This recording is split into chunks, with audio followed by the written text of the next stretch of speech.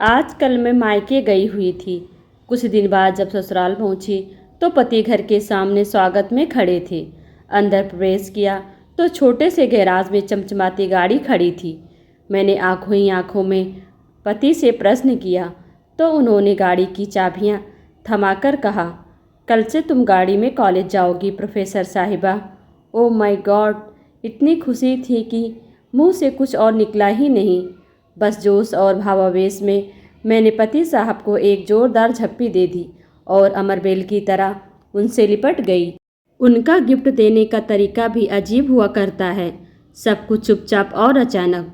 खुद के पास पुरानी स्विफ्ट डिजायर है और मेरे लिए और भी महंगी गाड़ी खरीद लाए। 8 साल की शादीशुदा जिंदगी में इस आदमी ने ना जाने कितने गिफ्ट दिए। गिनती करती हूँ तो थक जाती हूँ। ईमानदार है, रिश्वत नहीं लेते, मगर खर्चीले इतने कि उधार के पैसे लाकर गिफ्ट खरीद लाते हैं। लंबी सी झप्पी के बाद अलग हुई तो गाड़ी का निरीक्षण करने लगी। मेरा पसंदीदा कलर था, बहुत सुंदर थी। फिर नज़र उस जगह गई जहाँ मेरी स्कूटी खड़ी रहती थी। मैं हैरान, वो जगह तो खाली थी। स्कूटी कहाँ है? मैंने चिल्लाकर पूछा। बेच दी मैंने। क्या करना था उस जुगाड़ का? पार्किंग में इतनी जगह भी नहीं है। मुझसे बिना पूछे बेच दी तुमने? एक स्कूटी ही तो थी, पुरानी सी। गुस्सा क्यों होती हो? पति ने भावहीन स्वर में कहा तो मैं चिल्ला पड़ी। स्कूटी नहीं थी वो, मेरी जिंदगी थी। मेरी धड़कनें बजती थी उसमें। मेरे पापा की इकलौती निशानी थी। मेरे पास मैं तुम्हारे तोहफे का सम्मान करती हूँ, मगर उस स्कूटी के बिना पे नहीं। मुझे नहीं चाहिए तुम्हारी गाड़ी। तुमने मेरी सबसे प्यारी चीज़ बेच दी, वो भी मुझसे बिना पूछे। मैं रो पड़ी। शोर सुनकर मेरी साहस बाहर निकल आई। उन्होंने मेरे सर पर हाथ फेरा तो मेरी रुलाई और फूट पड़ी। रो मत बेटा, मैंने तो इससे पहले ही कहा था, एक बार बहू से पूछ ले। मगर बेटा बड़ा हो गया है, भला माँ की बात कहाँ सुनेगा। मगर तू रो मत। और तू खड़ा खड़ा क्या देख रहा है? वापस ला स्कूटी को। पति साहब गर्दन झुकाए आए। मेरे पास रोते हुए नहीं देखा था मुझे पहले कभी। प्यार जो बेइंतहा करते हैं, याचना भरे स्वर में बोले। सॉरी यार, मुझे क्या पता था वो स्कूटी तेरे दिल के इतने करीब है। मैंने तो कबाड़ी को बेचा है, सिर्फ 7,000 में। वो मामूली पैसे भी मेरे किस काम के थे? यूं ही बेच दिया कि गाड़ी मिलने से बाद उसका क्या करोगी? तुम्हें खुशी देनी चाहिए, आंसू नहीं। अभी जाकर लाता हूँ। फिर वो चले गए। मैं अपने कमरे में आकर बैठ गई, एकदम उदास सी। पति का भी क्या दोष था? हाँ, 1-2 बार उन्होंने कहा था कि इसे बेचकर नहीं ले लो।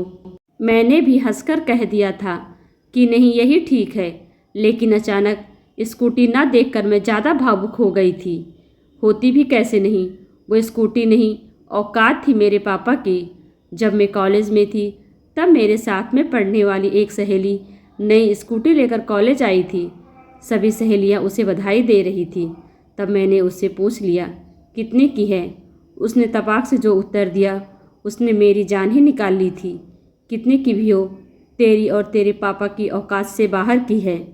अचानक पैरों में जान नहीं रही थी। सब लड़कियां वहां से चली गई थी, मगर मैं वहीं बैठी बैठी रह गई। किसी ने मेरे हृदय का दर्द नहीं देखा था। मुझे कभी यह एहसास ही नहीं हुआ था कि वे सब मुझे अपने से अलग गरीब समझती हैं। मगर उस दिन लगा कि मैं उनमें से नहीं हूँ। घर आई तब भी अपनी उदासी छुपा नहीं पाई। माँ से लिपटकर रो पड़ी थी। माँ को बताया तो माँ ने बस इतना ही कहा, छिछोरी लड़कियों पर ज़्यादा ध्यान मत दे, पढ़ाई पर ध्यान दे। रात को पापा घर आए तब उनसे भी पूछ लिया, पापा हम गरीब हैं क्या? तब पापा ने सर पे हाथ फेरते हुए कहा, हम गरीब नहीं बिटिया, बस ज़रा हमारा वक्त गरीब चल रहा है। फिर अगले दिन मैं भी कॉलेज नहीं गई। ना जाने क्यों दिल नहीं था।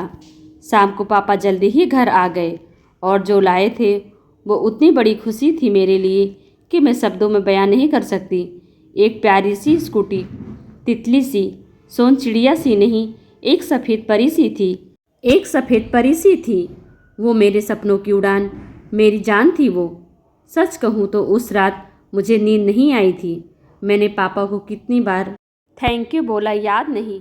स्कूटी कहाँ से आई, पैसे कहाँ से आए, ये भी नहीं सोच सकी ज़्यादा खुशी में। फिर 2 दिन बाद मेरा परीक्षण चला। साइकिल चलानी तो आती थी, स्कूटी भी चलाना सीख गई। 5 दिन बाद कॉलेज पहुंची, अपने पापा की औकात के साथ, एक राजकुमारी की तरह, जैसे अभी स्वर्णजड़ित रथ से उतरी हो। सच पूछो तो मेरी ज़िंदगी में वो दिन खुशी का सबसे बड़ा दिन था। मेरे पापा जितना मुझे चाहते थे सबको पता चल गया, मगर कुछ दिनों बाद एक सहेली ने बताया कि वो पापा के रिक्शे पर बैठी थी। तब मैंने कहा, नहीं यार, तुम किसी और के रिक्शे पर बैठी हो, मेरे पापा का अपना टेम्पो है। मगर अंदर ही अंदर मेरा दिमाग झंझना उठा था। क्या पापा ने मेरी स्कूटी के लिए टेम्पो बेच दिया था? और 6 महीने के ऊपर हो गए, मुझे पता भी नहीं लगने दिया। शाम को पापा घर आए तो मैंने उन्हें गौर से देखा। आज इतने दिनों बाद फुर्सत से देखा तो जान पाई कि दुबले पतले हो गए हैं, वरना ध्यान से देखने का वक्त ही नहीं मिलता था। रात को आते थे और सुबह अंधेरे ही चले जाते थे। टेम्पो भी दूर किसी दोस्त के घर खड़ा करके आते थे। तुझे रोना जो आ गया था, तू मेरा गुरूर है बिटिया।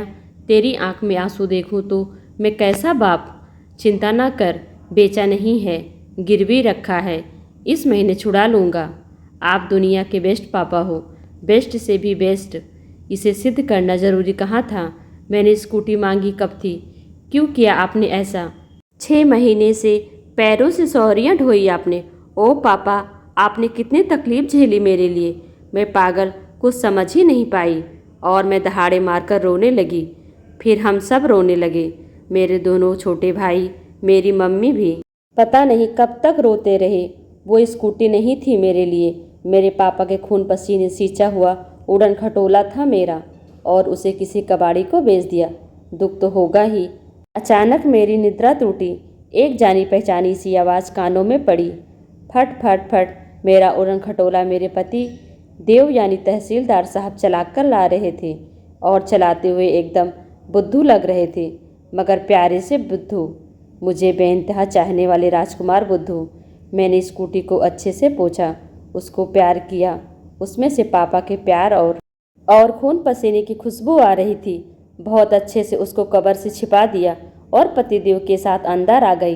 पति ने कहा, मुझे माफ़ कर दो, मुझे नहीं पता था ये तुम्हारे लिए इतनी इम्पोर्टेंट है। मेरी वजह से तुम्हारी आंखों में आंसू आ गया।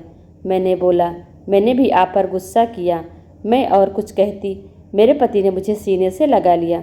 हम दोनों मुस्कुरा दिए। माँ बाप अपने बच्चों के लिए बहुत कुछ करते हैं।